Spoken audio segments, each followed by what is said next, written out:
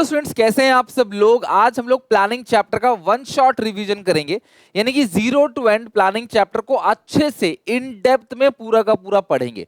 तो आप बिल्कुल भी स्किप मत करना कोई भी पोर्शन। सीबीएसई के सिलेबस के according complete chapter next 45 minutes के अंदर ए टू जेड अच्छे से कराऊंगा। वन शॉट है, इसका मतलब ये नहीं कि मैं भगा भगा के कराऊंगा। मैं इसे क्लास प्यार से आराम से पूरा का पूरा चैप्टर कवर कराऊंगा, कुछ भी बिना छोड़े। तो स्टार्ट करते हैं प्लानिंग क्लास 12 बिजनेस स्टडीज। सबसे पहले ऑफिशियल सिलेबस की बात करें तो प्लानिंग का कॉन्सेप्ट, प्लानिंग के बेनिफिट्स और लिमिटेशन, ये तीन चीज है। फिर प्लानिंग का प्रोसेस है और देन टाइप्स ऑफ प्लान। तो तीन चीजें हैं इसके अंदर कुल मिला के। सबसे पहले बेसिक्स, इंपोर्टेंस हो गया, फीचर हो गया, लिमिटेशंस हो गया। फिर प्लानिंग का प्रोसेस है और देन टाइप्स ऑफ प्लान। जी हाँ, टाइप्स ऑफ प्लान से केस स्टडी भी पूछी जा सकती है और प्लानिंग प्रोसेस भी आपको एग्जामिनेशन में आ सकता है। तो सबसे पहले बात करें मैनेजमेंट में, आपने पढ़े हैं there are 5 functions of management: planning, organising, staffing, directing, controlling. तो ये आज पहले फंक्शन की बात करेंगे, प्लानिंग। आप सिंपल सा फंडा देखो, आप कोई भी गोल अगर आपके माइंड में है, उस गोल को अचीव करने के लिए आप एक रोड मैप तैयार करते हो। उसी रोड मैप को हम लोग क्या बोलते हैं? Planning.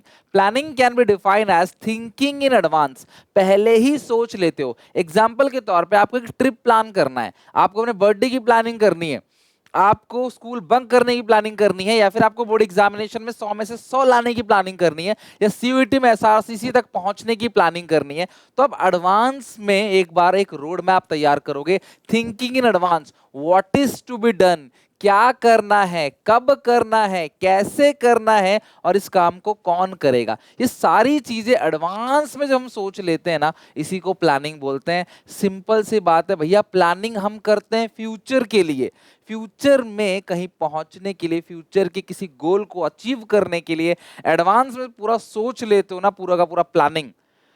This is called planning. आपने दोस्तों बात की भी, चलो यार प्लानिंग करते हैं, इस काम को कैसे किया जाए, ठीक है। तो this is called planning. In simple words हम कह सकते हैं planning bridge the gap between where we are standing today and where we want to reach. आज हम कहां पर खड़े हैं और फ्यूचर में हम कहां पर पहुंचना चाहते हैं, इसका जो पूरा रोड मैप है, इसका जो गैप है, इसी गैप को कहा जाता है प्लानिंग। तो कुछ बातें यहां से समझ आ गई। सर प्लानिंग फ्यूचरिस्टिक है क्योंकि प्लानिंग फ्यूचर के लिए किया जाता है। प्लानिंग गोल होगा तभी उसको अचीव करने के लिए प्लान किया जाएगा, बिल्कुल। विदाउट गोल तो भैया हम प्लानिंग कर ही नहीं सकते। कोई गोल है, उस गोल को अचीव करने के लिए ही क्या करते हैं? प्लानिंग की जाती है। और प्लानिंग क्या है क्लास? एक तरीके से एक मेंटल एक्सरसाइज है। क्यों? आप दिमाग में पूरा का पूरा एक रोड मैप तैयार करते हो, मैं ऐसे करूंगा, ऐसे करूंगा, ऐसे करूंगा, ऐसे करूंगा, तब जाके गोल अचीव होगा, राइट। नेक्स्ट, अगर मैं बात करूं फीचर्स की, कैरेक्टरिस्टिक्स ऑफ प्लानिंग की, तो सबसे पहला फीचर है प्लानिंग कंट्रीब्यूट्स ऑब्जेक्टिव। प्लानिंग जो है प्राइमरी फंक्शन है, सिंपल सी बात है, बिना प्लानिंग के और कोई भी फंक्शन मैनेजमेंट का शुरू नहीं हो सकता। पहला फंक्शन क्या है? प्लानिंग। पर्वेसिव है, कंटिन्यूअस है, फ्यूचरिस्टिक है। आओ एक करके डिटेल में इसके बारे में स्टडी करते हैं। सबसे पहला फीचर है प्लानिंग कंट्रीब्यूट्स टू ऑब्जेक्टिव। यार प्लानिंग क्यों किया जाता है? किसी गोल को अचीव करने के लिए। विदाउट गोल तो कोई प्लानिंग ही नहीं होगा। आप जो भी प्लान बना रहे हो वो किसी नतीजे तक पहुंचने के लिए तो प्लान बना रहे हो। तो planning starts with the determination of objective. Planning की शुरुआत ही होती है कि भैया मेरा ऑब्जेक्टिव क्या है, गोल क्या है, उस गोल को मैं कैसे अचीव करूंगा। We can't think of planning in the absence of objective. अरे कोई गोल ही नहीं है तो मैं प्लानिंग किस चीज की करूंगा? तो प्लानिंग की शुरुआत होती है किसी ऑब्जेक्टिव से। कोई ऑब्जेक्टिव होगा, उस ऑब्जेक्टिव को कैसे पाना है उसके लिए प्लानिंग की जाएगी। After setting up a planning, decide the methods, procedures and steps to organize steps to achieve the organizational objective। तो जो भी ऑब्जेक्टिव है उसको अचीव करने के लिए हम प्लानिंग करते हैं। दूसरा, प्लानिंग प्राइमरी फंक्शन है, पहले नींव रखी जाती है। यहाँ पे नींव रखा गया है, बेस बनाया गया है। Planning is the first function perform by every manager. No other function is tend to be perform, ठीक है, tend to be perform without planning. बिना प्लानिंग के आप ऑर्गेनाइजिंग, स्टाफिंग, डायरेक्टिंग, कंट्रोलिंग नहीं कर सकते। तो प्लानिंग एक तरीके से क्लास पहला फंक्शन और बेस फंक्शन है। यहां पे मैं एक बात और बता दूं जो मैं चैप्टर 1 में बता के आया हूं आपको। प्लानिंग कौन करता है? हर कोई प्लान करता है, टॉप लेवल, मिडिल लेवल और लोअर लेवल। बट क्योंकि प्लानिंग एक मेंटल एक्सरसाइज है, दिमाग का काम है, एक इंटेलेक्चुअल प्रोसेस है, थॉट प्रोसेस है, इसीलिए ज्यादातर टाइम स्पेंड टॉप लेवल वाले मैनेजर करते हैं प्लानिंग पे। तो जो टॉप लेवल के मैनेजर होंगे वो सोचेंगे ज्यादा, उनका दिमाग का काम ज्यादा है। लोअर लेवल के वर्कर जो है उनका फिजिकल वर्क जो है वो ज्यादा है। तो ये बात ध्यान रखना, जनरली इंगेज रहते हैं टॉप लेवल मैनेजर्स ऑर्गेनाइजेशन की पॉलिसी बनाने में, प्लानिंग करने में। प्लानिंग पर्वेसिव है, स्कूल हो, हॉस्पिटल हो, चर्च हो, मंदिर हो, मस्जिद हो, घर हो, किचन हो, आपका स्टडी हो, स्टडी रूम हो, हर जगह, छोटी कंपनी हो, बड़ी कंपनी हो, प्रॉफिट मेकिंग हो, नॉट फॉर प्रॉफिट मेकिंग हो, एवरीवेयर, हर जगह क्लास प्लानिंग की जरूरत पड़ती है। ऐसा नहीं कि आप क्लास 12 में पढ़ रहे हो तो आप ही को प्लानिंग करनी है, हर कोई, आपकी मदर भी प्लान करती है कि सुबह से लेकर शाम तक कैसे आपका सारा रिक्वायरमेंट पूरा करना है, फादर साहब आपके प्लान करते हैं कैसे फैमिली चलानी है, कैसे एक्सपेंसेस को मैनेज करना है, मैं प्लान करता हूँ, आप भी स्टडी के लिए प्लानिंग करते हो, हर कोई प्लानिंग करता है। तो ये पर्वेसिव है। तो planning is required every level, her level पे जरूरत पड़ती है, चाहे वो टॉप लेवल हो, मिडिल लेवल हो, लोअर लेवल हो, हर किसी को। लेकिन जो जनरली जो कंपनी की खुद की पॉलिसीज है उनको टॉप लेवल के मैनेजर्स बनाते हैं, बट वैसे प्लानिंग हर लेवल पे, हर कंपनी में, profit making, small company, middle company, बड़ी कंपनी है ना, हर कंपनी को, हर किसी को प्लानिंग की जरूरत पड़ती है। हम जब भी बात करते हैं प्लानिंग की, फ्यूचर में किसी गोल को कैसे अचीव करेंगे उसकी बात करते हैं, तो ऑब्वियसली प्लानिंग फ्यूचरिस्टिक है। Planning always means looking ahead, आगे देखना, कि मैं आगे, पास्ट के लिए कभी प्लानिंग नहीं होती, प्लानिंग हमेशा आगे के लिए होती है। Planning is never done for the past. All the manager try to make predictions and assumptions for future on the basis of past experience. Obviously, हम आगे देखते हैं, लेकिन हम फ्यूचर देखते हैं पास्ट एक्सपीरियंसेस को कलेक्ट करके, कि भाई पास्ट एक्सपीरियंसेस हमारा क्या है, उस बेसिस पे हम फ्यूचर की प्लानिंग करते हैं। बट हम प्लानिंग फ्यूचर की ही कर रहे हैं, फ्यूचर के गोल को अचीव करने के लिए बात कर रहे हैं, आगे देख रहे हैं, इसीलिए प्लानिंग क्या है क्लास, फ्यूचरिस्टिक है। दूसरा है प्लानिंग कंटिन्यूअस है, एक प्लान आपने बनाया गोल को अचीव करने के लिए, वो गोल अचीव हुआ, फिर दूसरा गोल आएगा, फिर उसको अचीव करने के लिए प्लान किया जाएगा। तो मैनेजमेंट की तरह, मैनेजमेंट भी पर्वेसिव है, प्लानिंग भी पर्वेसिव है, मैनेजमेंट भी कंटिन्यूअस है, प्लानिंग भी कंटिन्यूअस है। ठीक है, प्लानिंग इज नेवर एंडिंग और continuous process, because after making plan also one has to be touch with the changes in the environment and make further plan accordingly। तो आपको plan आपने बना दिया तो प्लान के टच में रहना है, कि सारे लोग प्लान के अकॉर्डिंग काम कर रहे हैं कि नहीं कर रहे हैं, कर रहे हैं तो ठीक है, क्या पता कोई चेंज आ गया तो हम भी प्लान में चेंजेस करेंगे, फिर एक प्लान अचीव हो जाएगा, गोल अचीव हो जाएगा, फिर अगले गोल को अचीव करने का प्लान बनाएंगे। सो इट इज बेसिकली कंटिन्यूअस। ठीक है, अब बात करते हैं प्लानिंग की इंपॉर्टेंस। जब भी बात करता हूं इंपॉर्टेंस की, इंपॉर्टेंस मतलब बेनिफिट्स, तो यहां ध्यान से अच्छे से समझना क्लास, एक एक करके सारे के सारे बेनिफिट्स को कराता हूं। सबसे पहला बेनिफिट क्या है, प्लानिंग प्रोवाइड डायरेक्शन। जब आप पूरा का पूरा प्लान बना लेते हो कि यार इस गोल को हम कैसे अचीव करेंगे, इस काम को कैसे पूरा करेंगे, इस मिशन को कैसे अकम्प्लिश करेंगे, तो उस सिचुएशन में क्लास प्लानिंग आपको एक दिशा देता है, डायरेक्शन देता है क्लास, कि हाँ इस डायरेक्शन में आपको क्या करना है, मूव करना है। प्लानिंग प्रोवाइड्स डायरेक्शन, प्लानिंग आपको दिशा देता है। So it is concern with the predetermined course of action, it provide the directions to the effort of employee. Employee अपनी ताकत को अलग अलग जगह ना लगाए, इसीलिए क्लास उन सबको पूरा प्लान बनाकर बता दिया जाता है, ताकि सब के सब क्लास एक ही दिशा में जाए। लाइक मैं और मेरा दोस्त, ठीक है, मैं अपनी फैमिली और मेरे दोस्त अपनी फैमिली को लेके हम जा रहे हैं ट्रिप पे घूमने के लिए, तो हम पहले ही प्लान कर लेंगे, भाई देख तू आगे यहाँ रुकना और यहाँ हम रुकेंगे, आगे पीछे हो गए तो ऐसा करना, हर एक चीज आप प्लान कर लेते हो। आप जाते हो मेला घूमने तो आप दोस्तों में प्लान कर लेते हो, भाई शोर शराबा होगा, बात नहीं कर पाएंगे, फोन पे चैट करना या फिर वहां पे पहुंचना, हमें सब एक जगह वहां मिलना, ये सब क्या है, प्लान नहीं है, ताकि एम्प्लॉय अपना डायरेक्शन अलग अलग जगह इस्तेमाल ना करें। तो कंपनी में तो एम्प्लॉयज को बता दिया जाता है भैया कि तुम्हें ये काम करना है पहले से, ताकि तुम अलग अलग ना मूव करो, एक ही डायरेक्शन में क्लास शार्पली चलो। Planning makes clear, planning clear कर देता है कि एम्प्लॉय को क्या करना है, कैसे करना है।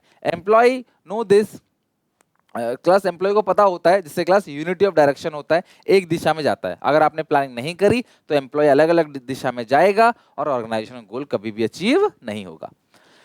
क्योंकि प्लानिंग एक मेंटल एक्सरसाइज है, ठीक है, प्लानिंग क्या है क्लास, एक मेंटल एक्सरसाइज, थिंकिंग प्रोसेस है। प्लानिंग कोई ऐसी चीज नहीं है अच्छा मैं कितना प्रोडक्शन करूं तुक्का मार के डिसाइड कर लूं, नहीं भैया, प्लानिंग में दिमाग लगता है, बड़े बड़े एक्सपर्ट लोग आते हैं, वो प्लान करते हैं कि गोल को कैसे अचीव करना है, पास्ट एक्सपीरियंसेस को कलेक्ट करते हैं, फ्यूचर के टारगेट्स बनाते हैं, दिमाग लगता है भैया, मेंटल एक्सरसाइज है। तो प्लानिंग जब मेंटल एक्सरसाइज है तो दिमाग की बत्ती भी जलेगी और नए नए आइडियाज भी प्लानिंग प्रोवाइड करेगा। Planning require high thinking process, so there is a great scope for finding better idea, methods and procedures to perform a particular job. Planning process force managers to think differently and assume the future conditions, so it makes the manager innovative और creative. तो planning जो है ना वो managers को innovative और creative बनाता है, because जब आप दिमाग लगाओगे, दिमाग में जोर डालोगे, सोचोगे कि यार इस काम को कैसे कर सकते हैं, इस गोल को कैसे अचीव कर सकते हैं, तो नए नए आइडियाज, क्रिएटिविटी जो है वो जनरेट होगी। तीसरा, हम जब भी प्लानिंग करते हैं ना, फ्यूचर को देखते हुए प्लानिंग करते हैं। और प्लानिंग का ये मतलब नहीं कि फ्यूचर को देखते हुए प्लानिंग किया तो फ्यूचर में जो आने वाला रिस्क है, आने वाली प्रॉब्लम्स, हम उसको एलिमिनेट कर दें। कीवर्ड्स में आएंगी चीजें ये, ठीक है। तो प्लानिंग ऐसा नहीं करता। प्लानिंग क्या करता है, प्लानिंग सिर्फ आपकी मदद करेगा ताकि आप फ्यूचर में जो अनसर्टेनिटी होने वाली है उसके लिए रेडी रहे पहले से। जैसे आपको पता है कि आप उधार बेचोगे, लेकिन जब आप फ्यूचर का सोचोगे तो आपको ये भी पता चलेगा कि यार कुछ लोग उधार लेके भागेंगे, तो उनके लिए पहले से प्रोविजंस बना के चलो, पहले से सोच के चलो यार इतना नुकसान हो सकता है हमें, ऑफ सीजन में इतना डाउन जाएगा बिजनेस, आप पहले से प्लान करके चलोगे तो आपको एक झटका, सरप्राइज नहीं लगेगा, फैमिलियर हो जाओगे चीजों से। तो जो भी अनसर्टेनिटी है फ्यूचर की, प्लानिंग उसको रिड्यूस करता है। Organisation have to face many uncertainty and unexpected situation every day in life. So planning help the manager to face the uncertainty, because planner, जितने लोग प्लानर होते हैं वो फ्यूचर में बहुत सारी चीजों का अजम्पशन लेके चलते हैं कि कल को ऐसा हो गया तो क्या होगा, अच्छा ऐसा भी हो सकता है, अच्छा ऐसा भी हो सकता है तो क्या होगा, सारी चीजें पहले से प्लान करके चलते हैं। और जो भी फ्यूचर में आने वाली रिस्क हैं, मैक्सिमम रिस्क के लिए पहले से रेडी होकर चलते हैं। अगर हो गया रिस्क, अगर आया तो झेल लेंगे, नहीं आया तो कोई बात ही नहीं। तो अगर आप पहले से लेके चलोगे ना कि यार बारिश हो सकती है, मैं छतरी लेके चलता हूं, तो सेफ रहोगे। अगर बारिश हो गई तो झटका नहीं लगेगा, मैं कहां भागूं, आप छतरी खोल लोगे सीधा। बट अगर आप बिना सोचे समझे, बिना प्लान के निकल लोगे ऐसे ही, तो बारिश जब होगी तो आप भीग ही जाओगे। The plans are made to overcome such uncertainty, जैसे प्रोविजन फॉर डाउटफुल डेट्स, जो डेटर पे बनाया जाता है ना, जिनको उधार देते हैं वो पैसा डूब ना जाए, तो उनके लिए पहले प्रोविजन बनाते हैं। अगला है प्लानिंग इज बेस, है ना, फॉर कंट्रोलिंग। अब मैं तुम्हें समझाता हूँ ध्यान से, तभी ये पैराग्राफ समझ आएगा जब तुम क्लास हिंदी भाषा में समझाऊंगा अच्छे से कि क्या होता है ये। देखो, प्लानिंग का मतलब क्या है कि आपने डिसाइड कर लिया कि यार मेरा ये टारगेट है, मैं ये चीज अचीव करूंगा। और कंट्रोलिंग का मतलब क्या होता है, कंट्रोलिंग का मतलब कंपैरिजन करना एक्चुअल परफॉर्मेंस को प्लान परफॉर्मेंस से। अच्छा, आज तो हमने इतना आउटपुट बनाया है, सोचा कितना था, कंपेयर करो। अच्छा, सोचा तो हमने 200 था, बना 150 है, तो ये 50 कम क्यों हुआ। सोचा 200 बना 150, तो ये 50 यूनिट्स कम क्यों हुआ, रीजन फाइंड आउट करो, ठीक करो, ताकि आगे वो दिक्कत ना हो, ताकि अगले साल ये प्रॉब्लम ना आए। इसको कंट्रोलिंग बोलते हैं। आप इमेजिन करो, अगर आपने प्लानिंग करी ही नहीं कि कितना आउटपुट बनाना है, तो कंट्रोलिंग में जो भी एक्चुअल आउटपुट आप कंपेयर किससे करोगे। मैंने साल शुरू हुआ तो पढ़ाई के लिए गोल बनाया कि यार मैं बोर्ड्स में 90% लेके आऊंगा, आए 80, तो पता करूंगा यार कहाँ डिफरेंस है, ताकि आगे फ्यूचर में चीज ना हो, फ्यूचर में कोई और अगर एग्जाम दूं तो वहां पे दिक्कत परेशानी ना हो। लेकिन अगर मैं कोई प्लान ही नहीं करूंगा, फिर तो 80 आए, 70 आए, 90 आए, 73 आए, 72 आए, 50 आए, 40 आए, मुझे कोई फर्क नहीं पड़ेगा, क्योंकि मेरे कोई एक्सपेक्टेशन ही नहीं था जो है, ठीक है। तो यही कह रहा है क्लास, जो प्लानिंग है ना वो एक बेस देता है, एक स्टैंडर्ड देता है कंट्रोलिंग के लिए। विदाउट प्लानिंग कंट्रोलिंग भी आप नहीं कर सकते। कंट्रोलिंग का मतलब है कंपैरिजन करना प्लान आउटपुट को एक्चुअल आउटपुट से। And if there is an variation, अगर कोई डेविएशन है दोनों में, तो फाइंड आउट करेंगे reason for such deviation and taking corrective measures, उसको मैच करेंगे। But in case there is no plan output, अगर आपने कुछ प्लान ही नहीं किया है, तो कंट्रोलिंग मैनेजर किससे कंपेयर करेगा एक्चुअल आउटपुट को। तो जो भी आउटपुट है समझ लो वही सही है, किसी से कंपेयर की जरूरत ही नहीं है। तो इसीलिए क्लास प्लानिंग मस्ट है। Then controlling manager will not able to compare whether the actual output is adequate और नॉट, जो भी एक्चुअल आउटपुट है वो पर्याप्त है या नहीं है पता नहीं कर पाएंगे। So planning is the base for not only controlling, planning is needed to initiative every function and base for comparison and controlling is given by the planning function only. तो planning function जो है एक base create करता है। Okay, next, अब ये बहुत important है, इस पे टिक कर लो सबसे पहले इंपॉर्टेंट, और एक एक करके डिटेल में पढ़ेंगे। यहां से आपको सबसे ज्यादा चांस है कि केस स्टडी पूछे, क्योंकि लिमिटेशन से बहुत ज्यादा चांस है आने का। कमियां क्या है, दिक्कतें क्या है क्लास लिमिटेशंस, एक एक करके सारी प्रॉब्लम को समझते हैं। सबसे पहला प्रॉब्लम है लीड्स टू रिजिडिटी। प्लानिंग ना रिजिड है, आप चेंज नहीं कर सकते। आपने पूरा प्लान बना लिया, वर्कर को बता दिया, सब लोग काम करना चालू कर रहे हैं, आप आगे जाके कैसे चेंज कर दोगे भैया प्लान को? सारा प्रोसेस हो चुका है, काम चालू हो चुका है, प्लानिंग चेंज नहीं कर सकते। मतलब मैं ही तुम्हारे लिए कोई प्लान बनाऊं अगले 1 महीने का प्लान और अगले दिन आके चेंज करूं, तो बुरा लगेगा ना कि यार हम सब सेट है, रेडी हैं, अब क्या करेंगे। हमने उस हिसाब से ट्यूशन टाइम, स्कूल टाइम सारा बना लिया, अपना सेल्फ स्टडी का टाइम बना लिया, नोटबुक बना लिया, अब क्या चेंज करेंगे, बड़ा मुश्किल है। तो प्लानिंग लीड्स टू रिजिडिटी या लैक ऑफ एक्यूरेसी। यानी आपने जो प्लानिंग किया है फ्यूचर के लिए और फ्यूचर अनसर्टेन है, आप पहले से नहीं कह सकते 100% मेरा प्लान जो है वो सक्सेसफुल हो जाएगा। नहीं, बहुत रिजिड है, आप बहुत ज्यादा क्लास आप उसको चेंज नहीं कर सकते, और एक्यूरेसी भी बहुत कम है। आप फ्यूचर के लिए प्लान करते हो बट 100% फ्यूचर जो है सर्टन नहीं कर लेते आप, ठीक है। दूसरा, it may not work in dynamic environment.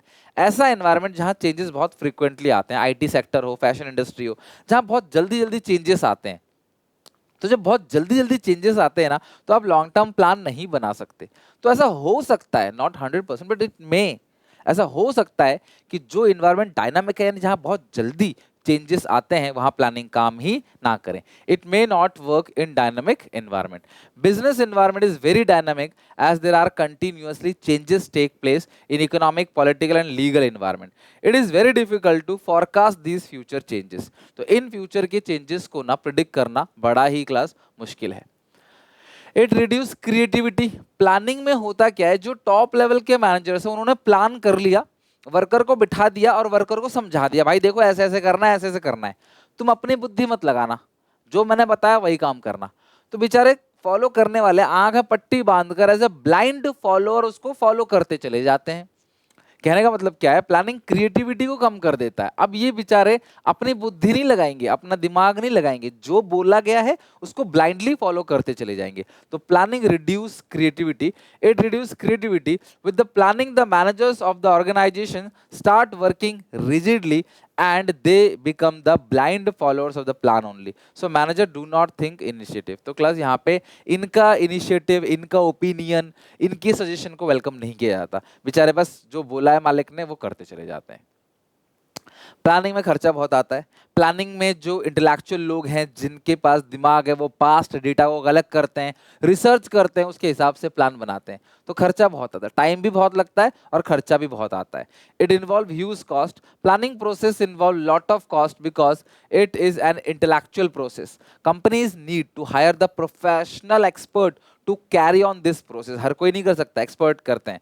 Along with the salary of these experts, the company has to spend a lot of time and money to collect accurate facts and figures. भाई data को देखकर ही तो data का analysis करेंगे, तो data collect करने में समय और पैसा दोनों लगता है। तो it is huge cost consuming और also it is time consuming भी है, समय भी बहुत लगता है डेटा को एनालाइज करने में। प्लानिंग, पास्ट डेटा को एनालाइज करोगे तभी तो फ्यूचर के लिए प्लान बनाओगे ना। प्लान कैसे, किस गोल को कैसे अचीव करेंगे, कितना हमें टाइम लगेगा, कितना यूनिट हम लोग बनाए ताकि हमारा माल बिक जाए, खराब ना हो, वेस्टेज ना हो, ये सारी चीजें। So planning process is a time consuming because it takes long time to evaluate the alternative and select the best one. Lot of time is needed in developing planning premises. So because of this, the actions gets delayed. तो जिसकी वजह से class कई बार काम में देरी हो जाती है, बिकॉज टाइम बहुत लगता है प्लानिंग के अंदर। आप फ्यूचर में गोल कैसे अचीव करोगे, कितने यूनिट बनाओगे, हर एक चीज जो आप प्लान कर रहे हो गोल को अचीव करने के लिए, उसमें समय और पैसा दोनों लगता है। Still planning does not guarantee success. यहां से केस स्टडी पूछा आता है जनरली। वो केस स्टडी क्या है कि अगर पास्ट में तुमने कोई प्लान बनाया था और वो प्लान सक्सेसफुल हो गया, इट डजंट मीन कि फ्यूचर में भी वो सक्सेसफुल होगा। कोई मेथड, कोई तरीका आपने पहले अपनाया और वो सक्सेसफुल हो गया, तो उसका ये मतलब नहीं कि फ्यूचर में भी वो सक्सेसफुल होगा। This is called planning does not guarantee success. Sometimes manager have false sense of security that plans have worked successfully in past, so these will be working in future also. Planning सिर्फ और सिर्फ future को analyse कर सकता है, चीजों को ठीक नहीं कर सकता। Not a solution of future course of action. तो ये केस स्टडी में ये लाइन लिखी आती है, तो समझ जाना है कौन सा इंपॉर्टेंस है। Plan does not guarantee success, ठीक है। चलो अब ये इन शॉर्ट क्लास इसको याद कराने का तरीका जो मैं निमोनिक बताता हूँ क्लास निमोनिक कोड, वो अमृत पी है, ठीक है, अमृत पी ना, तो अमृत पी। तो A for lack of accuracy, may not work in dynamic environment, reduce creativity, involve huge cost, time consuming, plan does not guarantee success. तो ये अमृत पी एक निमोनिक कोड है जिसके थ्रू आप सारे लिमिटेशंस को याद कर सकते हो। ये lack of accuracy, may not work in dynamic organisation, planning class reduce creativity, और ये आई है class involve huge cost, T time consuming, फिर लास्ट में एक एक्स्ट्रा पी है planning does not guarantee success. की पास्ट में प्लानिंग सक्सेसफुल हो गया तो फ्यूचर में भी सक्सेसफुल होगा, इसकी कोई जरूरी नहीं है, जरूरी बिल्कुल भी नहीं है। ओके नाउ कुछ ऐसे लिमिटेशंस हैं प्लानिंग की जो हमारे हाथ में नहीं है, मतलब हमने प्लानिंग तो किया लेकिन फिर भी फेल हो गए। क्यों? क्यों? ये क्लास कॉम्पिटिटर्स की पॉलिसी चेंज हो गई। हमने सोचा हम ऐसे बेचेंगे, जो हमारा कॉम्पिटिटर है, जो राइवलरी है, जो दूसरी फर्म है पेप्सी का कोक जैसे, उसने अपनी पॉलिसी चेंज कर दी तो हमारा प्लान फ्लॉप हो गया। चेंज इन टेस्ट प्रेफरेंस, ग्राहक ने टेस्ट प्रेफरेंस चेंज कर दिया, जो हम सोच रहे थे इस टेस्ट का निकालें, ग्राहक ने वो प्रेफरेंस चेंज कर दिया, पसंद चेंज कर दिया। टेक्नोलॉजी बदल गई, नेचुरल कैलेमिटीज आ गई, या फिर क्लास का जो कैपेसिटी चेंज हुई कंज्यूमर की इनकम ही कम हो गई कोविड टाइम में जैसे। तो ये सारे ऐसी चीजें हैं जो हम प्लानिंग कर भी रहे हैं, सब कुछ सही से भी कर रहे हैं, तब भी प्लानिंग फेल हो जाएगा, प्लानिंग में कमी होगी। इन सब चीजों की वजह से इस पर हमारा कंट्रोल नहीं है, इसीलिए इनको बोलते हैं external limitations of planning, right. अब है प्लानिंग प्रोसेस। देखो जब भी आपको प्रोसेस पूछा जाएगा ना, तो वो आप लाइन बाय लाइन ही बताओगे। प्रोसेस को रैंडमली कहीं से भी कुछ भी उठाकर नहीं आप लिख सकते। प्रोसेस जो है वो लाइन बाय लाइन ही आएगा, और इसमें कुछ पॉइंट्स हैं, एस डाइज इफ, ठीक है, ध्यान समझना क्लास। प्लानिंग प्रोसेस में ये एक निमोनिक कोड है, ये 7 पॉइंट है, 1 4 5 2 7, एस डाइज इफ, और एक अमृत पी बताया लिमिटेशंस ऑफ प्लानिंग, और एक ये निमोनिक कोड बता रहा हूँ। पहले चीज, बहुत ज्यादा निमोनिक कोड आपको याद नहीं रखना, जितना बता रहा हूँ उतना करो, बहुत ज्यादा करोगे ना फिर सारे भूल जाओगे। ओके तो आपको इससे अच्छे से लर्न करना है, और कमेंट सेक्शन में एक एक बच्चे जिसको याद हो गया लिख के दिखाना। आप लिखोगे ना, कमेंट में नहीं लिखना चाहते, पेन कॉपी उठा के लिख लो, अगर है आपके आसपास तो आपको हमेशा याद रहेगा, ठीक है। अब प्रोसेस लाइन बाय लाइन लिखना है, इसको बिल्कुल भी चेंज नहीं कर सकते। प्लानिंग कैसे की जाएगी, खुद सोचो ना, कैसे करोगे प्लानिंग। सबसे पहला, setting up of the objective, सबसे पहला टारगेट सेट करोगे। अच्छा मुझे ये काम करना है, ये आपने टारगेट सेट कर दिया। मुझे 20% सेल्स बढ़ानी है इस साल, मुझे कॉस्ट कटिंग 5% से करनी है इस बार, ये आपका टारगेट हो गया। सबसे पहला है क्लास एस, ठीक है, सेटिंग अप ऑफ टारगेट्स या setting up of objective. In planning function managers begin with setting up of objective, because all the policy, procedure and methods are formed for achieving the objective only. जितने methods बनाओगे ना वो सब objective को achieve करने के लिए ही बनाया जाएगा। तो सबसे पहला काम क्या है class, setting up of objective। फिर objective को पूरा करने के लिए, उस objective को पूरा करने के लिए बहुत सारे assumptions लेने पड़ते हैं। This is called developing premises। Developing premises का मतलब क्या है, बहुत सारे assumptions regarding future। Premises are the base on which plans are made. Many forecasts are made and find out the demand for a product, change in environment, government, competitors, policy, tax rate। देखो यार, developing premises का मतलब दिख रहा है आपको, दूर से आगे का देखना यार, आगे क्या क्या चीजें हो सकती हैं जो हमारे बिजनेस पे डायरेक्टली इंपैक्ट डालेगी, उस चीज को लिख के रखना है। उस चीज को एक तरीके से ना भविष्य को देखना कि यार क्या क्या हो सकता है, फॉरकास्टिंग करना, फ्यूचर को देखना। This is called developing premises. तीसरा है, आप लिस्ट बनाओगे उन ऑल्टरनेटिव की, जिन जिन ऑल्टरनेटिव से आप सेल्स को बढ़ा सकते हो। मुझे इस साल सेल्स को बढ़ाना है, तो सेल्स को ज्यादा प्रचार करके भी बढ़ा सकते हैं, ज्यादा एडवर्टाइजमेंट से, अट्रैक्टिंग नए नए कस्टमर्स को अट्रैक्ट करने के तरीके से, नए नए प्रोडक्ट को लॉन्च करेंगे, ज्यादा डिस्काउंट हम लोग देंगे, प्रोडक्ट में कुछ फीचर्स हम लोग एक्स्ट्रा लॉन्च करेंगे, कुछ सर्विसेज फ्री देंगे, कुछ कस्टमर सपोर्ट सर्विसेज को अच्छी बनाएंगे। ये सारी चीजें अगर हम करते हैं तो हमारी सेल्स बढ़ेगी। लेकिन इनमें से कौन सा करें, तो देखो वो बात की बात है। सबसे पहला, identify the various alternative for achieving the objective. Objective को अचीव करने के लिए कौन कौन से ऑल्टरनेटिव है उनकी लिस्ट बनाना, identifying various alternative, third stage पे। तो सबसे पहला स्टेज क्या था, ऑब्जेक्टिव सेट किया। फिर अजम्पशंस लिए, डेवलपिंग प्रेमिसेस, फिर आपने एक एक करके सारे ऑल्टरनेटिव को आइडेंटिफाई किया कि यार किस किस तरीके से, ऐसे ऐसे कर सकते हैं, ऐसे भी कर सकते हैं, ऐसे भी कर सकते हैं। फिर फोर्थ पॉइंट पे आप इवैल्यूएशन करोगे, स्टडी करोगे हर एक ऑल्टरनेटिव को कि डिस्काउंट देंगे तो क्या फायदा होगा, क्या घाटा होगा, प्रोडक्ट में नए फीचर लॉन्च करेंगे तो क्या फायदा होगा, क्या घाटा घाटा होगा, नया एडवर्टाइजमेंट लगाएंगे तो क्या फायदा होगा, क्या घाटा होगा। हर एक ऑल्टरनेटिव जो आपने स्टेप नंबर 3 में किया था उसको एनालाइज करना, स्टडी करना, उसके देखना कितने पॉजिटिव एस्पेक्ट है और कितने नेगेटिव एस्पेक्ट है, उसको बोलते हैं evaluation of alternative. Evaluation of various alternative. After making the list of various alternative along with the assumptions, the manager start evaluating, मतलब study करना every alternative को और note down करेगा हर एक alternative के positive और नेगेटिव एस्पेक्ट। हर एक alternative क्या पॉजिटिव एस्पेक्ट है, क्या नेगेटिव एस्पेक्ट है। फिर पांचवें पॉइंट में क्या करेगा, वो किसी एक बेस्ट ऑल्टरनेटिव को सिलेक्ट करेगा। The best alternative is to be selected which have more positive aspect, जिसके ज्यादा पॉजिटिव एस्पेक्ट होंगे और कम नेगेटिव एस्पेक्ट होंगे, उसको जिसके सबसे ज्यादा पॉजिटिव एस्पेक्ट होंगे, सबसे कम नेगेटिव एस्पेक्ट होंगे, उस ऑल्टरनेटिव को सिलेक्ट किया जाएगा।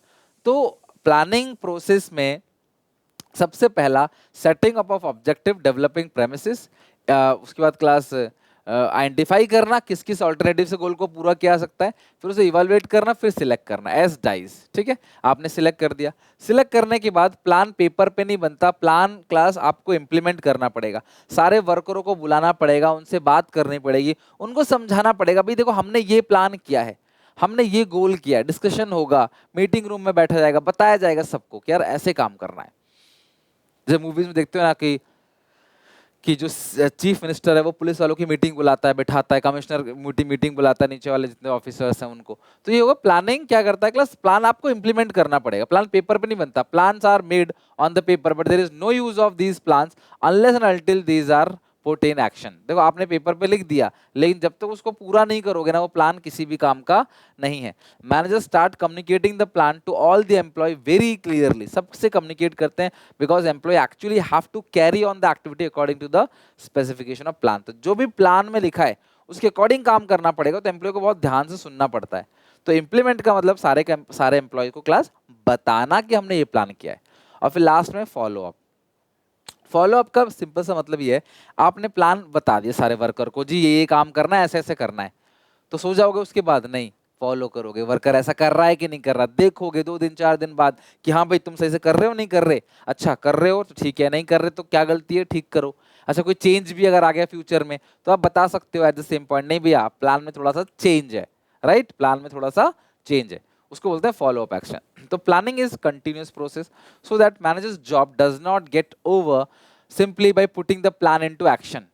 Putting the plan into action करने से, बता देने से खत्म नहीं होगा, मैनेजर को मॉनिटर करना पड़ेगा प्लान को केयरफुली और देखना पड़ेगा कि सारे लोग एक ही दिशा में चल रहे कि नहीं चल रहे, कोई दिक्कत परेशानी ठीक करो, कोई चेंज करना है प्लानिंग में वो भी कर सकते हो, उसको बोलते हैं फॉलो अप। तो सबसे पहला एस डाइज इफ, एस setting up of objective, D developing premises assumption बनाना, फिर क्लास डी आई क्लास क्या होता है, आइडेंटिफाई करना ऑल्टरनेटिव को, फिर इवैल्यूएट करना, फिर किसी एक ऑल्टरनेटिव को सिलेक्ट करना, जो सबसे अच्छा पॉइंट होगा उसको सिलेक्ट करेंगे, फिर प्लान को इंप्लीमेंट करेंगे और देन फॉलो अप करेंगे। तो मुझे एक करे क्लास कमेंट सेक्शन में ये सारे के सारे पॉइंट्स आप लिखकर दिखाओ। नाउ अब हमारा जो टॉपिक है ना क्लास, यहाँ से थोड़ा टॉपिक दूसरे रूट में जा रहा है, तो थोड़ा सा ध्यान से अच्छे से क्लास समझना है आपको। ये है टाइप्स ऑफ प्लान, पेपर में क्लास रिसेंटली लास्ट 2 ईयर से ऐड हुआ है, ये पहले हटा दिया था, तो आपको दिक्कत परेशानी ना हो तो अच्छे से समझना क्लास, यहाँ से जो नेक्स्ट 10 मिनट्स है बहुत सीरियस समझना, ठीक है। टाइप्स ऑफ प्लान, देखो सबसे पहले प्लान है क्या, प्लान तो एक डॉक्यूमेंट है जो बेसिकली आउटलाइन कहता है कि हम गोल कैसे अचीव करेंगे। प्लानिंग है क्या, एक पूरा आउटलाइन, अच्छा ऐसे करेंगे ऐसे करेंगे ऐसे करेंगे, ये तो हमारा क्लास पूरा रोड मैप हो गया, उसमें आगे चेंज भी हो सकता है ऑब्वियसली। फिर प्लान 2 टाइप के होते हैं बेसिकली, सिंगल यूज प्लान और standing plan. Single use plan किसे कहते हैं, एक ही बार इस्तेमाल होगा, इस आतंकवादी को पकड़ने के लिए हमने ये प्लान बनाया, ये एक ही बार इस्तेमाल होगा, आगे हम प्लान सेम रिपीट नहीं करेंगे, प्लान अलग कर देंगे, सबको पता पड़ जाएगा ना, फिर तो प्लान बिल्कुल अलग हो जाएगा। तो सिंगल यूज प्लान का मतलब क्या है, इसका एक ही बार इस्तेमाल होगा, आगे दोबारा इस्तेमाल नहीं होगा।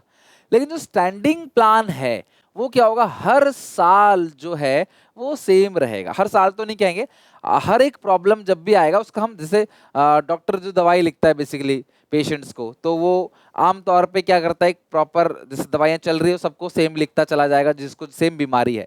तो ये स्टैंडिंग प्लान हो गया। और भी आप एग्जांपल ले सकते हो कि आपने एक बार डिसाइड कर लिया कि रिक्रूट करने का प्रोसेस क्या है, तो वो चलता रहेगा। सीयूईटी का प्रोसेस क्या है, वो हर साल चलता रहेगा। तो single use plan are develop for unique situation और problems are usually replace after one use. एक बार खत्म, एक बार के बाद खत्म। एवरी टाइम, हर टाइम एक नया प्लान बनेगा नए सिचुएशन के लिए। एग्जाम्पल बजट, प्रोग्राम और प्रोजेक्ट, ये तीनों क्या है, सिंगल यूज प्लान है। बजट सबका सेम नहीं रहता, प्रोग्राम में बताऊंगा आगे चल के, प्रोजेक्ट बताऊंगा, वो सब क्या है, सिंगल यूज प्लान। और स्टैंडिंग प्लान का मतलब क्या है, that intended to be use many time, कई बार इस्तेमाल होगा। जैसे रिक्रूटिंग प्रोसेस, रिक्रूटिंग प्रोसेस जो होता है एम्प्लॉय को भर्ती करने का, ये रेकरिंग है, बार बार होने वाला है, रिपीट यूज प्लान है। जैसे पॉलिसी, कंपनी की जो पॉलिसी है, जो इस पिछले साल पॉलिसी थी वही पॉलिसी इस साल भी होगी। प्रोसीजर, काम कैसे किया जाएगा, स्टेप्स क्या है। मेथड्स और रूल्स, है ना, रूल थोड़ी चेंज होंगे। इस साल स्मोकिंग बैन है, अगले साल स्मोकिंग फ्री है, नहीं, वो हर साल जो है वो इस बार का जो रूल्स रेगुलेशन है वो लागू करते जाएंगे मोस्टली। ऐसा नहीं कि पूरा चेंज कर देंगे, मे बी कुछ नए क्लॉज ऐड कर सके, बट ये स्टैंडिंग प्लान है। तो सिंगल यूज प्लान कौन सा होता है, आप एक बार इस्तेमाल करते हो फिर छोड़ देते हो। और स्टैंडिंग प्लान क्या, आपने एक बार प्लान बनाया वो चलता ही रहता है, उसका क्लास आप छोड़ते नहीं हो, वो रिपीट करते हो। ये तो हो गया सिंगल यूज प्लान और स्टैंडिंग प्लान। अब टाइप्स ऑफ प्लान के अंदर हमें 8 प्लान को पढ़ना है। ध्यान समझना क्लास, 8 प्लान्स को। Objective, strategies, policies, procedures, method, rules, program और बजट। तो ये 8 पॉइंट है, 2 4 6 2 8। तो आपको ध्यान से अच्छे से आठों का मीनिंग जरूर पता होना चाहिए, ठीक है, एक दूसरे से कहाँ अलग है और मीनिंग। सबसे पहले ऑब्जेक्टिव किसको कहते हैं, goal, objective, target, end result of every activity. आप जो भी एक्टिविटी कर रहे हो, आप जो भी काम कर रहे हो, तो उसका एंड रिजल्ट क्या है, this is called objective. These are the end result of every activity. Objective describe what is to be done, क्या हुआ। ऑब्जेक्टिव जो है एंड पॉइंट ऑफ प्लानिंग है। These are frame by top level. देखो यार simple सी बात है, जो कंपनी का गोल है, कंपनी का जो टारगेट है, कंपनी का जो ऑब्जेक्टिव है, वो कौन बनाएगा, वो टॉप लेवल मैनेजर्स ही तो बनाएंगे। तो इसको बोलते हैं ऑब्जेक्टिव। और ऑब्जेक्टिव कैसा होना चाहिए, प्लीज कमेंट सेक्शन में एक बच्चे से लिखा हुआ चाहिए ऑब्जेक्टिव स्मार्ट, भूलना मत, यहाँ स्मार्ट बनना नहीं है, स्मार्ट की फुल फॉर्म पता होना चाहिए। ऑब्जेक्टिव स्पेसिफिक होना चाहिए। मैं अच्छा इंसान बनूंगा, ये कोई ऑब्जेक्टिव नहीं है। अच्छे इंसान के बहुत सारे डेफिनेशंस है। तो आप क्या करोगे, मिजरेबल, मेजर कर सकते हो। मैं वजन कम करूंगा, ये ऑब्जेक्टिव नहीं है। मैं 1 महीने में 5 किलो वजन कम करूंगा, ये ऑब्जेक्टिव है। अचीवेबल, मैं 1 महीने में 80 किलो वजन कम करूंगा, 30 किलो वजन कम करूंगा, 25 किलो वजन कम करूंगा। अचीवेबल नहीं है। मैं तुम्हारे लिए चांद तारे तोड़ के ला दूंगा, भैया अचीवेबल नहीं है। तो अचीवेबल होना चाहिए वो टारगेट जो अचीव कर सको। रेलेवेंट, इररेलेवेंट और बेतुका बातें नहीं होना चाहिए, चांद तारे तोड़ के ला दूंगा वाली। टाइम बाउंड, एक टाइम होना चाहिए। मैं 1 महीने में 2 किलो या 3 किलो 4 किलो 5 किलो वजन कम करूंगा, तो 1 महीना टाइम लग गया। मैं 2 किलो वजन कम करूंगा बस। अब ये कब करोगे, 2 दिन में, 10 दिन में, 20 दिन में, 2 साल में, 20 साल में, वो नहीं पता। तो objective should be smart. S for specific, M for measurable, A for achievable, R for relevant, T for time bound. Okay. Game खेलने से पहले ना रणनीति बनती है ना। रणभूमि में जाने से पहले भी रणनीति बनाई जाती है। महाभारत में भी देखा होगा आपने, और ये आपने रामायण में भी देखा होगा। तो स्ट्रैटेजी क्या है, कॉम्प्रिहेंसिव प्लान है टू अचीव द ऑर्गेनाइजेशनल गोल। गोल को अचीव करने के लिए एक पूरा प्लान रेडी किया जाता है, उस प्लान को बोलते हैं strategy. These are made by top level. कौन बनाता है, टॉप लेवल। और every time a new strategy is prepare to solve the different problem. Different problem को सॉल्व करने के लिए नए नए क्लास अलग स्ट्रैटेजी बनाई जाती है। डायमेंशंस ऑफ स्ट्रैटेजी आर, जैसे लॉन्ग टर्म ऑब्जेक्टिव क्या है, रिसोर्सेज को कैसे एलोकेट करेंगे गोल को अचीव करने के लिए। कॉमन डिसीजन स्ट्रेटजी आर, नया प्रोडक्ट लॉन्च करें या ना करें, नया प्रोडक्ट लॉन्च कैसे करेंगे, कस्टमर कौन कौन होगा, एग्जिस्टिंग प्रोडक्ट में चेंजेस क्या करेंगे। These are called strategy. ये सारी की सारी क्या है, स्ट्रैटेजी, कि नया प्रोडक्ट में क्या क्या चेंज करेंगे, तो वो स्ट्रैटेजी है। नेक्स्ट है मेथड्स। किसी भी काम को करने के बहुत सारे मेथड्स होते हैं, तो कंपनी सारे मेथड से काम करती है और जो बेस्ट मेथड होता है सबके लिए वो लागू कर देती है, भाई ये मेथड है, इसी तरीके से करना है। तो methods are formalize way of doing a routine job. Daily का जो काम करना है ना, उस काम को कैसे किया जाएगा, एक सिस्टमेटिक वे है। और मेथड जब पता चल जाता है ना, तो कस्टमर के माइंड से ना कोई भी डाउट फिर नहीं रहता। वो डाउट, वो कंफ्यूजन फिर हट जाता है। उसे पता है यार ये पहले से डिसाइड हो रखा है, ये मेथड सबसे अच्छा है और हमें इसी मेथड को फॉलो करना है। This is called methods. ठीक है, तो मेथड का मतलब क्या हो गया? Formalize way of doing routine job. किस तरीके से करेंगे ताकि कोई कंफ्यूजन ना रहे, यूनिफॉर्मिटी मेंटेन रहे। एमसीक्यू में भी आ सकता है ना, ध्यान रखना। चौथा, पॉलिसीज। किसी भी प्रॉब्लम को हैंडल करने का कंपनी का खुद का क्या तरीका है, उसी को बोलते हैं पॉलिसी। जैसे एक पॉलिसी है नो क्रेडिट सेल, उधार नहीं बेचेंगे। एक पॉलिसी है हमारी, उस पॉलिसी के तहत 15 दिन में हम आपको प्रोडक्ट रिटर्न कर देंगे। अमेजन की जो रिटर्न पॉलिसी है। इंश्योरेंस कवर लेने की जो पॉलिसी है वो। किसी कॉलेज की पॉलिसी के 95% से नीचे वालों को एडमिशन नहीं देंगे। This is called policy. I hope समझ गए होगे, एग्जाम्पल काफी सारे दे दिए। Policy are the organisations on way of handling problems. Problem को सॉल्व करना, हैंडल करना है कंपनी का खुद का तरीका। तो पॉलिसी डिसाइड किया जाए how the work is to be done, कैसे किया जाएगा। और पॉलिसी कौन बनाता है? ऑल लेवल, टॉप, मिडिल और लेवल। ठीक है, और पॉलिसी डिपेंड करता है कंपनी के ऑब्जेक्टिव पे। तुम्हारा जो ऑब्जेक्टिव है ना, उसी हिसाब से। अगर मेरी सेल्स बढ़ाने की ऑब्जेक्टिव है तो मैं उधार बेचूंगा, नहीं है तो मैं उधार नहीं बेचूंगा। It helps to encourage employ critical situation. Example, एक स्कूल की पॉलिसी है कि वो 60% ज्यादा वाले बच्चों को ही एडमिशन देगा। तो ये हो गया, क्या हो गया क्लास? पॉलिसी। रूल्स, क्या करना है क्या नहीं करना, आपके एक्शंस और नॉन एक्शंस को बताता है रूल्स। तो रूल्स आर नॉर्म्स, ये बेसिकली स्टैंडिंग प्लान होता है regarding action non action of employ. It is a guide behaviour, ये गाइड है क्लास। ये आपको गाइड करेगा कि आपको क्या करना है क्या नहीं करना। और ये बहुत रिजिड है, आप इसको चेंज नहीं कर सकते ना। रूल्स तो रूल्स है भाई, आप उसे बदल नहीं सकते। और ये बेसिकली डिसिप्लिन मेंटेन करने के लिए रूल्स बनाए जाते हैं, सबके लिए बनाए जाते हैं। और अगर आप रूल को फॉलो नहीं करते तो आपके ऊपर पेनाल्टी भी लगाई जाती है। ये हो गए रूल्स। अभी मैंने प्रोसेस पढ़ाया था ना, first second third, sequence of steps. Process को बोलते हैं sequence of steps. Step 1, step 2, step 3। जब प्लानिंग का प्रोसेस है तो वो स्टेप वाइज है ना। सबसे पहले सेटिंग करोगे ऑब्जेक्टिव को, फिर डेवलपिंग प्रेमिसेस, फिर लिस्ट बनाओगे, फिर इवैल्यूएट करोगे, फिर सिलेक्ट करोगे, फिर इंप्लीमेंट करोगे, फिर फॉलो अप करोगे। आगे पीछे थोड़ी कर सकते हो। पहले इंप्लीमेंट कर दिया, फिर प्लान बना रहे हैं, फिर एजम्पशन ले रहे हैं, फिर लिस्ट बना रहे हैं ऑल्टरनेटिव की, फिर सिलेक्ट कर रहे हैं, सिलेक्ट के बाद इवैल्यूएट कर रहे हैं।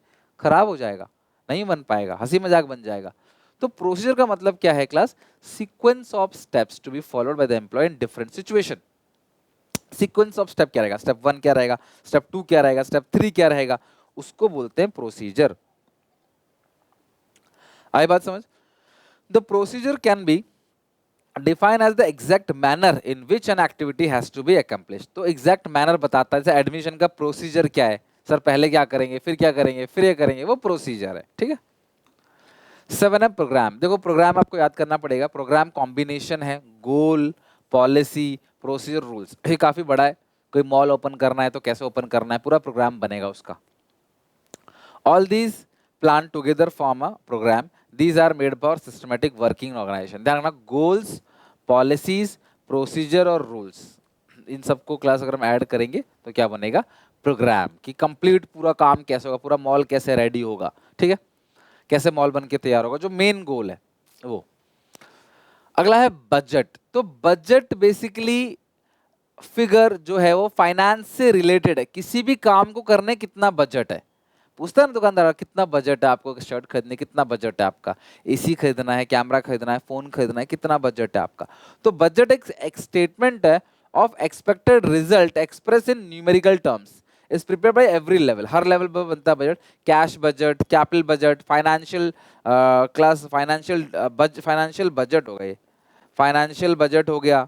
इसके अलावा ये भी होता है कि परचेज बजट क्या है, सेल्स बजट क्या है ना। हर चीज का, एडवर्टाइजमेंट का बजट क्या है, मार्केटिंग का बजट क्या है, एक मूवी है इसका एडवर्टाइजमेंट कराना, इसका बजट क्या है। तो बजट मतलब कितने रुपए में ये काम होगा।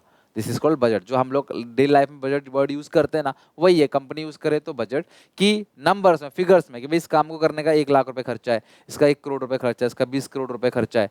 एडवर्टाइजमेंट के लिए हमारा बजट 2 करोड़ है। कोई मूवी आती है, वहां पे बोलते हैं एडवर्टाइजमेंट, सबका अपना अपना बजट है कि हम इस मूवी को प्रमोट करेंगे, कितना खर्चा करेंगे, हमारा बजट कितना है। दूसरा कहता है प्रोड्यूसर कि हम इस मूवी को प्रमोट करें, कितना खर्चा करेंगे। डिपेंड करता है कि कौन ऐड करेगा, उसका कितना खर्चा किया जाएगा, उसका बजट है। इसी तरीके से मार्केटिंग का बजट है, सेल्स का बजट है, सॉरी परचेज का बजट है कि हम रॉ मटेरियल कितने में खरीदेंगे, सबका अपना अपना बजट है। ओके, तो ये 8 के 8 हो गए टाइप्स ऑफ प्लान। इसके साथ ही चैप्टर खत्म है। तो लिमिटेशंस, प्रोसेस बहुत इंपॉर्टेंट है और case study types of plan से आ सकती है, प्लीज अच्छे से पढ़ लेना। सिंपल चैप्टर है, छोटा चैप्टर है, इसलिए मैंने वन शॉट के अंदर कवर करा दिया। अब आपकी रिस्पॉन्सिबिलिटी की बहुत अच्छे से ध्यान से इस चैप्टर को पढ़ के आना, ठीक है। मिलते हैं नेक्स्ट वीडियो में, till then take care, bye bye. कोई डाउट कोई दिक्कत मुझे बताना। जितने भी निमोनिक कोड याद किया है कमेंट सेक्शन में लिख के दिखाओ और कॉपी में लिख के देखो। और आप अगली क्लास में आओगे तो प्लानिंग अच्छे से लर्न करके आओगे, नेक्स्ट क्लास में मैं आपको ऑर्गेनाइजिंग कराऊंगा, ठीक है। Till then take care, bye bye.